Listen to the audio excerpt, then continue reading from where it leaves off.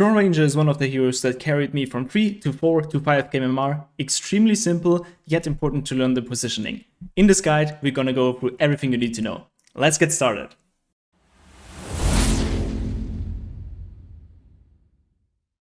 Draw's first ability is very basic.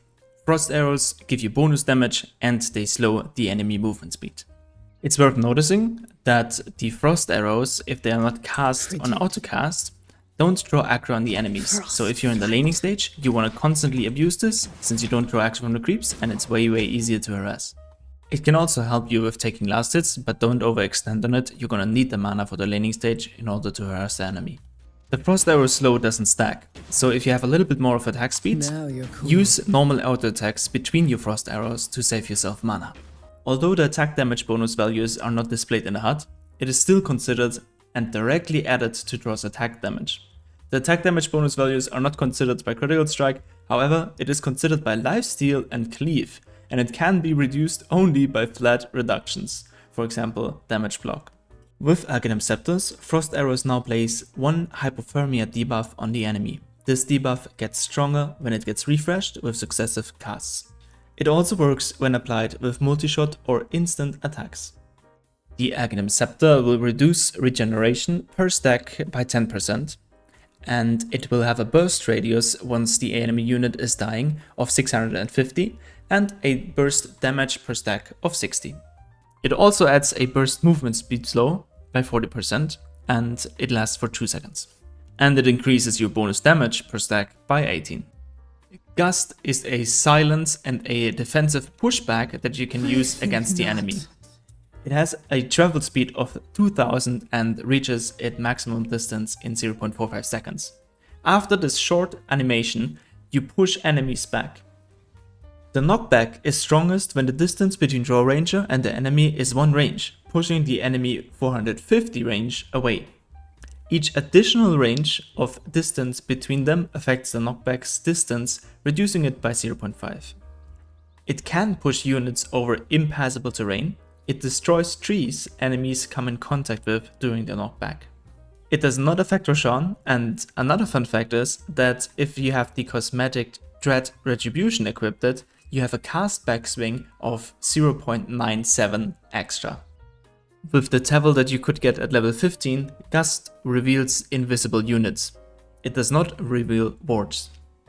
It cannot detect units under the effect of Shadow Dance, Death Shout and Smoke of Deceit, although the debuff is still placed on them. Multishot is an ability where Drow releases 3 waves of 4 arrows. Those arrows have base damage bonuses of up to 160%. The arrows slow the enemies up to 3.5 seconds, and they have a range multiplier by 1.75. This means if you cast your spell normally, and then you add a Dragonlance, it also increases your casting range. The arrows fly at a speed of 1200, and they fly either the full distance or until they hitting an enemy. The speed is not affected by projectile speed, increasing effects. The arrows are released in a cone centered in front of the ranger. The first arrow in each wave always starts on Drow Ranger's right side. Unleash hell. Just die already. The arrows provide 100 radius flying vision around them as they travel. An enemy may only be hit by 1 arrow per wave, so that up to 3 or 4 arrows, if you get the talent, can hit the same enemy per cast. Each of Multishot's arrows deal spell damage based on the ranger's current main attack damage, plus the current frost arrow's damage values. Other attack damages are ignored. The arrows neither proc any attack modifiers nor trigger any on-attack effects, but are affected by spell damage amplification and spell lifesteal. It does not affect attack immune units. And sadly, it does not affect couriers. Draw's ulti Marksmanship gives you the chance to get bonus damage on your next attack. It also gives you a permanent agility bonus of 30% at level 12 and up to 50% at level 18. The agility bonus has a radius of 1200, but allies only receive 50% of the bonus that Drow Ranger receives. These abilities are disabled if there's an enemy hero within 400 range of the ranger. You can actually see the ulti effect, especially if you have a great skin for it.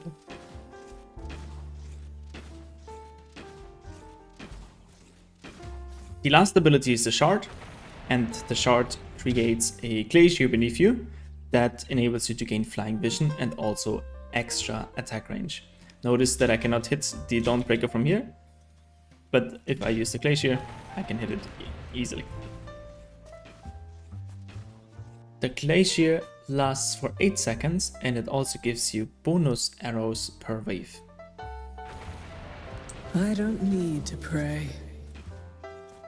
The glacier also knocks enemies' units back at an arc of 50 and 175 distance over 0.1 seconds or until touching the ground again. The glacier always has the same formation. The open sides of the shard circle is always facing towards your ranger's position upon cast. That means you can walk down in the front, but you cannot walk back up unless you're coming from the sides. If creeps are moving towards it, they're just blocked and they basically ignore it, they do not try to walk around it. The glacier artificially blocks the enemy's vision, and additionally, enemies have a 25% uphill miss chance while attacking you. It grants flying vision, attack range bonus, and true strike. You will never need your step bro, because if you're stuck somewhere, you just press your glacier and you can get up to the high ground. The marksmanship that is usually deactivated if enemy heroes are too close is still active if an enemy stands close by, if you have the glacier active. Let's get over the strengths of the ranger. The ranger is very strong in the early game. If you play the laning stage consistent and you manage to win it, then you can snowball like many other heroes can't. The great thing about your ranger is that with just a couple items, for example a Dragonlance and power treads, you're able to threaten buildings and to be part of early initiations and early teamfights. Your abilities enable you to zone enemies away, and this is just an amazing tool in order to control areas. Another thing that really boosts your teamfight ability is that you're able to silence enemies, and you're able to use Multishot in order to get big AoE damage. This is also great against illusion heroes and against heroes that like to buy Glimmer Cape. Even your ultimate is a great additional tool in order to push objectives. Your ranged heroes in your team will have higher damage, and this enables you to take down buildings quickly. Drow Ranger has incredible high damage. Most of the item that she's buying leads to an outcome where your DPS is just incredible high. Combine this with the fact that your marksmanship gives true strike on each proc, you have a great ability to really hunt down people. This is even more amplified if you buy Aghanim Scepter. Aghanim Scepter holds tanky cores in place, stops their health and lifesteal regeneration, and it's gonna be easier to cut even through the tankiest heroes. Let's talk about the weaknesses. The most obvious weakness of Drow Ranger is her low mobility.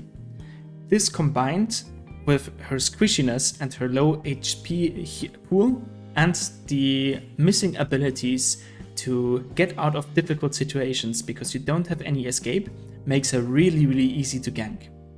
Basically, if Drow Ranger's positioning is off, she's really likely to die, and that's why it's so important to be watching at that specifically. If you lose the laning stage, then your recovery is really difficult. It's hard to jungle if you're not even level 6 and if you get kicked out of lane, and it's difficult to make a comeback because the reason why the hero is strong in the first place is because you want to dominate the early game. In the late game, there are just so many things that can go wrong, there are so many stuns that can randomly hit you, and you're guaranteed to die because you don't want to buy too many defensive items, otherwise you will be lacking damage. The hero is also really team dependent. This varies, of course, dependent on how secure and confident you feel with the hero, but if you have supports like Crystal Maiden or Oracle or any squishy, then it's really difficult to play the lane. Supports that you want to have in your team could be Undying, Dream Protector, Spirit Breaker, Clockwork, anything that's preferably melee, maybe even Marcy, and that's enabling you to put out the damage while having a shield in front of you, and something that's able to lock them down for you, that slows them even more, that really offers a kill threat and the potential to snowball the lane. Let's get into the items. For the starting items, we played really basic. We want to get the tangos, some branches, build it into a wraith band, and I can also recommend a mango. Usually you have the gold left, and the mango enables you to sustain your mana output, and you can harass constantly. In the early game, what we're looking at is we want to finish the wraith band. We can get a stick. There are some lanes that require a stick, and it's really nice on Drow Ranger to have the extra stats and the extra survivability. We build it into power threats like most other carry players, and then we want to get a Dragonlance or a Yasha really early. Dragonlance is if you want to play aggressive and want to push buildings, or you feel the need to fight really early. You can get a Yasha if you want to diminish your total time farming in the early game, if you're sure that it's uncontested and that you can get away with it. I've seen a lot of people buy Falcon Blade just to sustain the mana output even further, especially if you move towards the early game where you're leaving the lane and you want to jungle. And with this ability, you can spam your E and clear creep waves and camps off cooldown.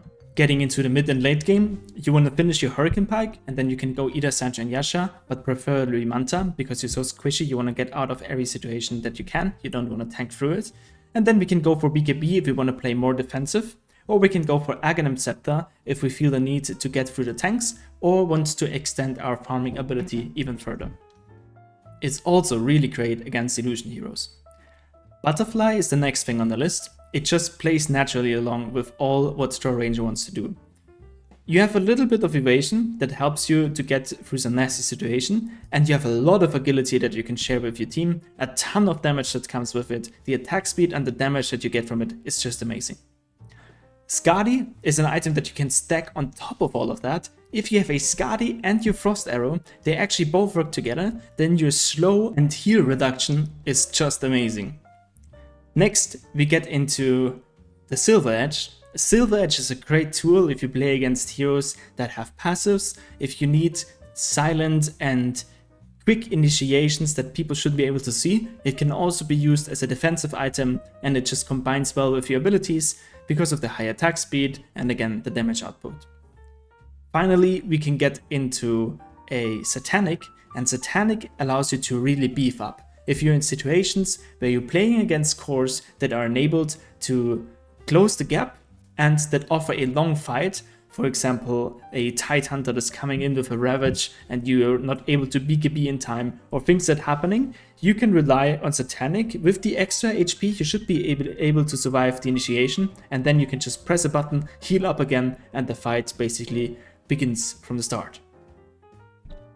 Situational items are Midas. It's a great farming tool, but it weakens your early game, and unless you know that you're stronger in the late game, which is not always the case, then you can go for an item like Midas.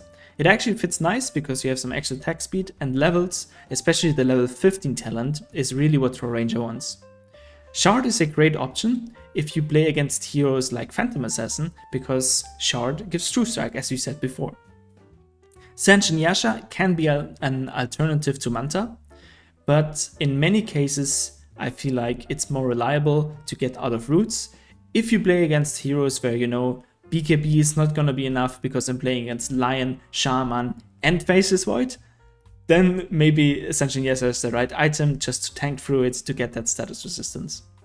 I've included Monkey King by here, even though I hardly disagree with the item, because many people still like to buy it since it gives you a lot of damage and attack speed.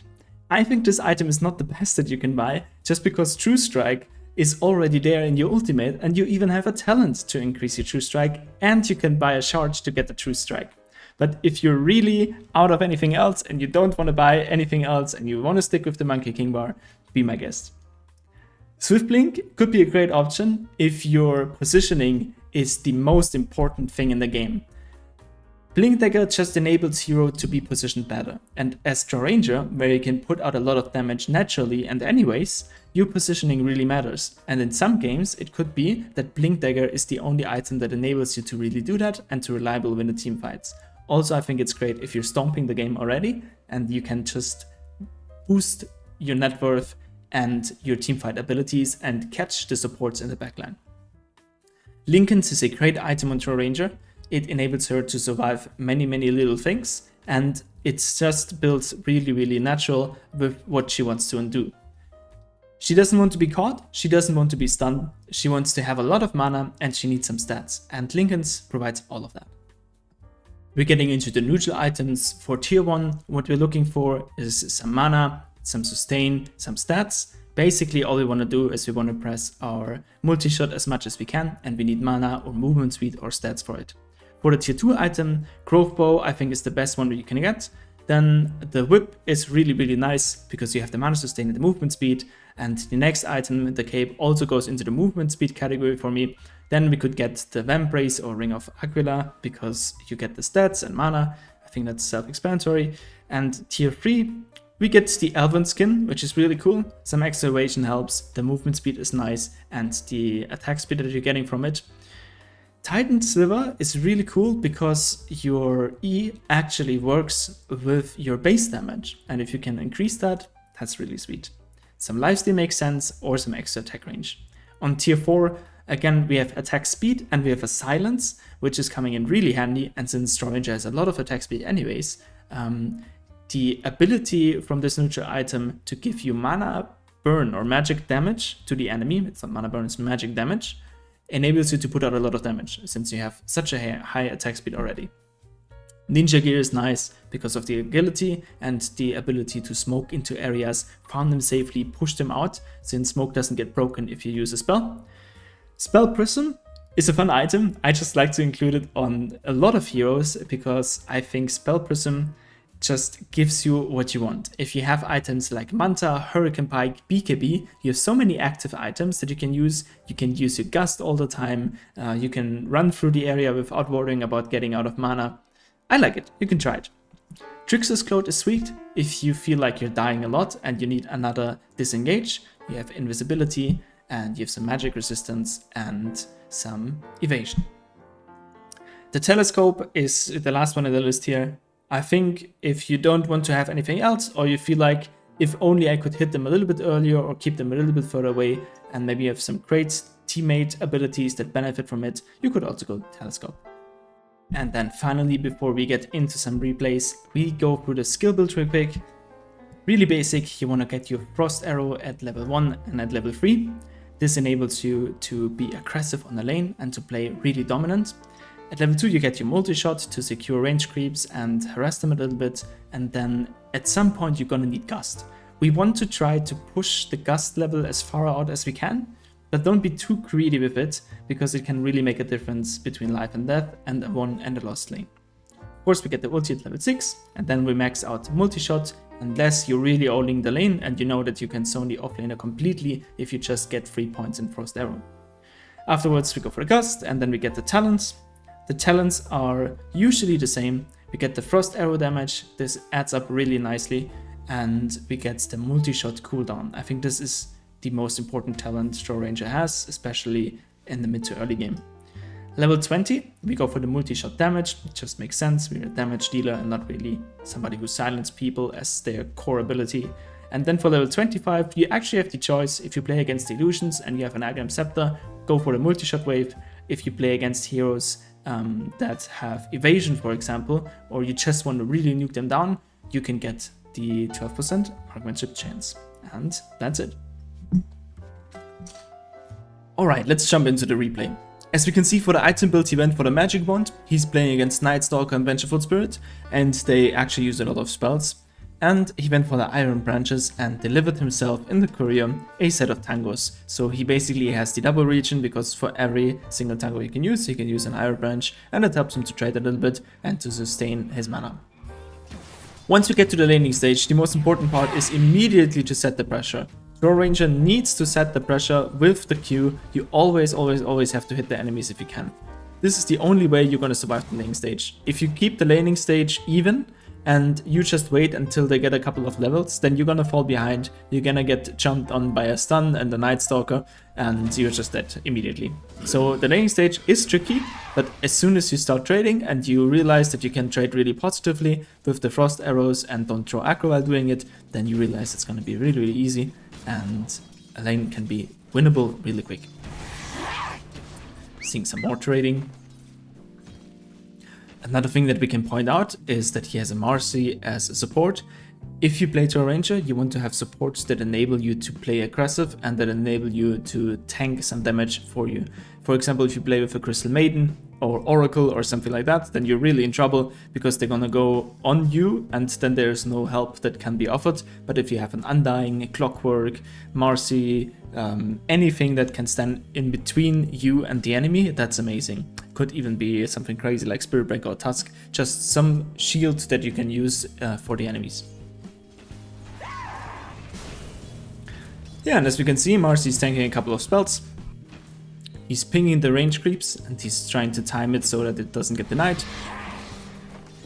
And we're back at clicking the enemies again. It's joining over to get the venge.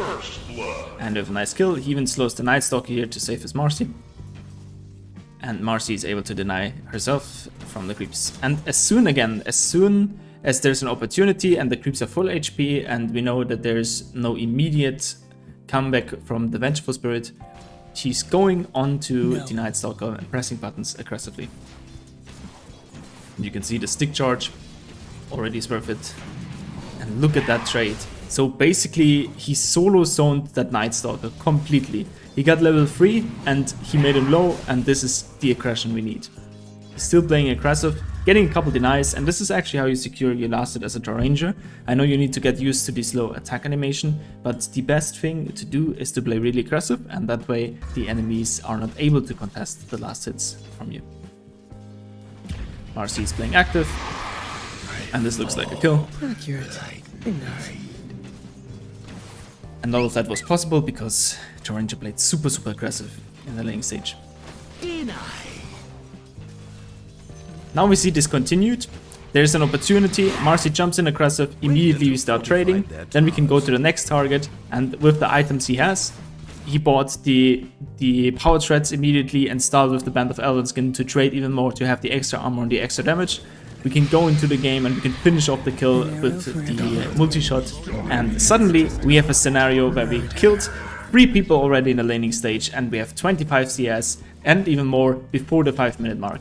If you can start your lanes with that, and I know this is a big thing, but laning stages are super important as a carry player. If you can start with a good lead on the laning stage, you will realize that the game becomes so much more easier.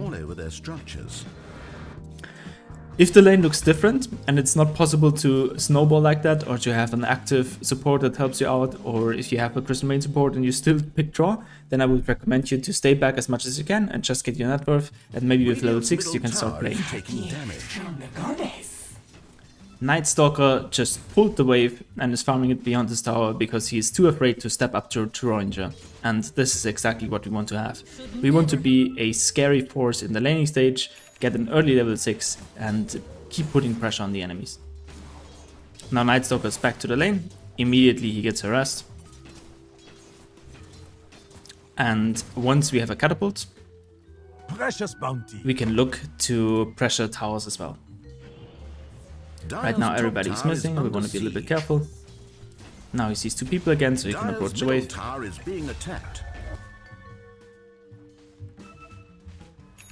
And this is a situation, if we look at the map, we don't see anybody, and Marcy just died, so we have to be really careful here. And immediately he gets gone on, and this is ideal to showcase the weakness of the Ranger. He even power thread switched to the strength, but it wasn't enough. If the map is empty, you shouldn't be out into the enemy territory, especially the draw. It's so important to stay safe. Your positioning is really what decides the game. Still go back to the wave and get a counter kill as soon as we have +1 with us.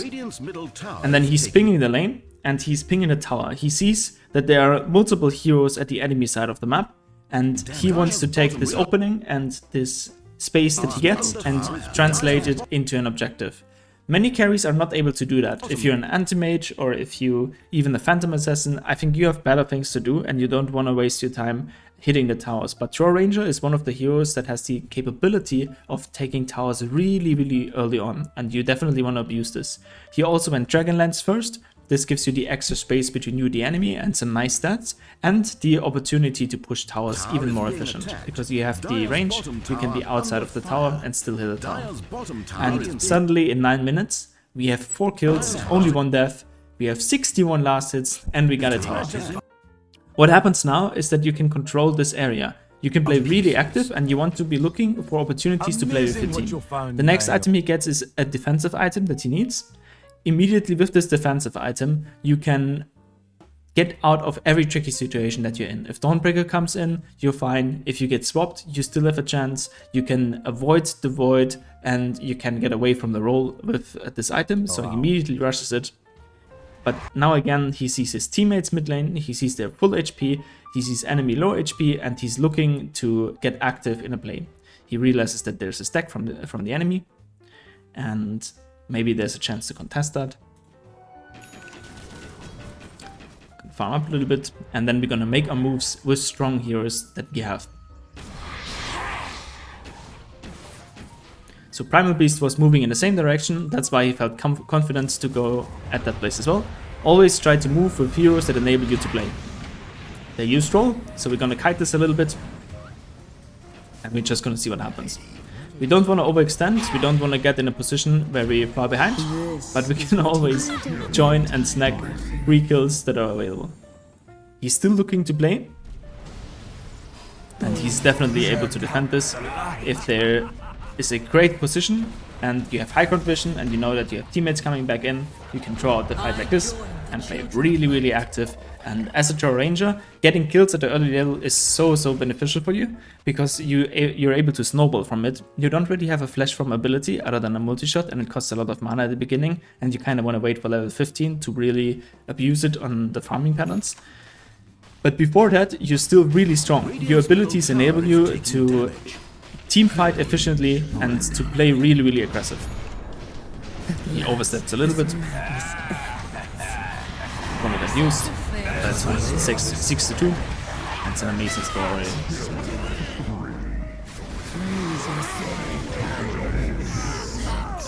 Cool. So he went back into the team fight because Void used the ulti already, and he was confident that he can clean this up and get a couple kills and experience out of it. This is amazing. Oh, by the way, I just realized this is Sep. He's playing against Sep on Nightstalk. What's his face? Keeper of the Light. So area opportunity he gets. He wants to contest areas, and he wants to be together with teammates that enable him to play. He spots a Dawnbreaker, realizes Dawnbreaker is probably solo, and he has a Marksmanship buff, and this is important. So if you solo, you don't want to make that move, but if you have teammates and you can go for it, you can probably push one more bottom wave, and then you can try to get more objectives out of the game.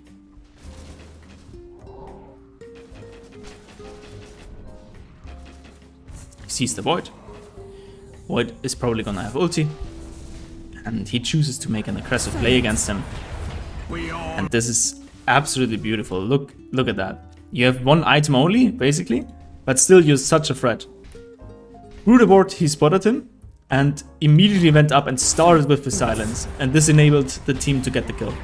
We all owe a life to the face. Did you go back in time to stop And from me? this opportunity, with the Void Spirit being dead, he's looking to transfer that into a objective. And this is absolute textbook gameplay. You get an important kill, you try to make it into a valuable objective that lasts for the whole game and is not just respawning again as well. After this, we take the mid lane tower and then we rotate towards the top side. Almost got the Pango as well. Rotates top. As you can see, he's still sticking with his team. He really likes to play with the Primal Beast and with the Marcy. Just being together as a team, forcing the next objectives.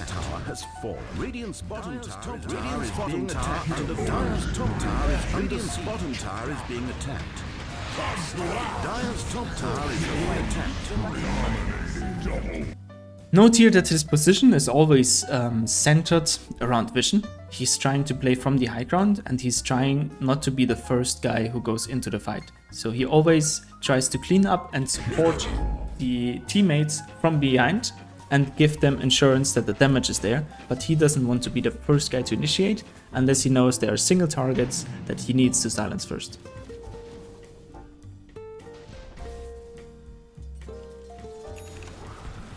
Get back. And then this is exactly how it looks like. Let's watch this again. So he goes in, Get back. Marcy stun connects, and then he times the silence perfectly. If Marcy wouldn't jump first, he would silence first and then just reverse the timing. It's important not to layer your stuns inaccurately, and you can get a lot of free solo kills. Same thinking process again. As soon as you get a valuable kill, you want to try to get an objective out of it. And this highlights again the importance of playing around the right objective. If you play for a tower and you manage to get a kill there, then the objective is guaranteed. If you fight at a random place, even if you get the kills, there's no follow-up. And as a Drow Ranger, you're really good at taking objectives, so you want to play around them. He's taking a tower, he's defending mid lane really quick, but the next thing that's on the bucket list is Roche. So we're gonna see how he's able to translate that. There's a fight going on here in this area, but we don't want to participate in that. For said reasons, and there is no objective to take here. Code remains. And now he's just defending the tower, and in the meanwhile, really tricky dude, he almost died there. In the meanwhile, we can talk about the item decision. Lincoln Sphere.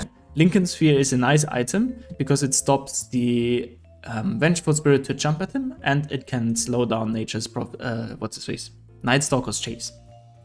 And with that, this might be a little bit of an overkill because there's like no Legion Commander or any amazing spells that can hit him that often, but he can reduce the couple of deaths that he might have by going with that item, and it's just a nice Drow Ranger item because you have damage, you have attributes, and you have mana regeneration, all of the things you need. He's defending the tower a little bit, just trying to stay in range to be able to press buttons. Radiant's middle tower is taking damage. Nothing crazy here.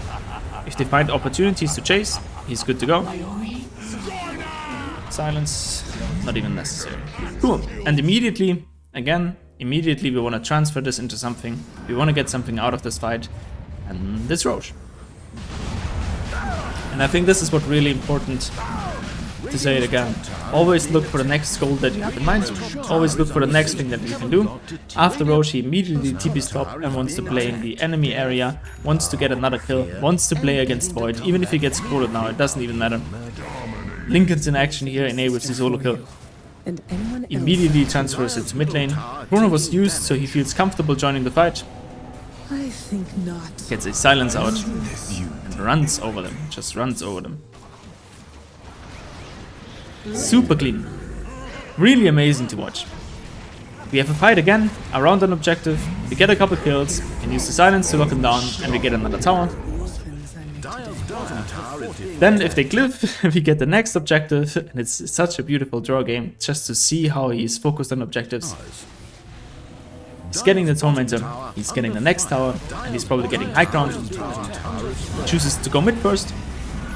Doesn't really change much.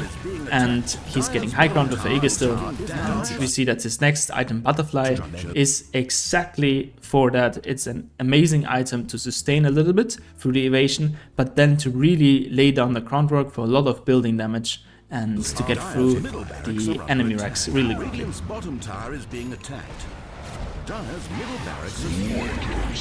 Every fight he's participating in, he's trying to stand behind as much as he can and only get into the fight as soon as he knows that it's really safe for him to play and that he's able to clean up the fight. And with that ultra kill, he basically closes the game. He asks for a rampage, but I think that's not happening. Night Stalker refuses. And yeah, the game just finishes here. So let me summarize that. Be careful on the laning stage, always harass. Your ability to harass enemies and to take last hits at the early levels determine the speed of the game. Then, once you try to establish a lead, always look for opportunities to take objectives and take fights around the objectives. Get a couple of items that enable you to stay safe, and after your safety is guaranteed, you look for damage items. With this, you look for towers, and then you look for Roche. You get the next couple of towers. I always preach, you can take the mid lane, enemy safe lane, Roche, and then you repeat on the tier 2s, and then you get Roche, and you repeat on Raxus and Roche, and yeah, through this you basically have a rule of thumb plan on how to approach the game. Farming with Drow Ranger is important. you want to get the last hits, but it's difficult to farm really quickly at the beginning. You're not a gyrocopter and not a Luna, and you also don't scale that incredibly well into the late game. You want to get the necessary items to fight, and then you want to be looking to engage and be early and create the pressure. In the early game, Void is significantly weaker than Drow Ranger, and that's the case for many carries.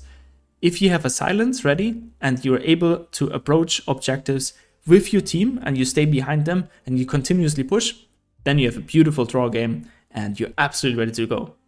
Alright, I hope you enjoyed that. I wish you a lot of joy and a lot of fun with Drow Ranger. Try her out, it's one of my favorite heroes. I have a ton of games on her, and I hope you're as successful as I was with her. See ya!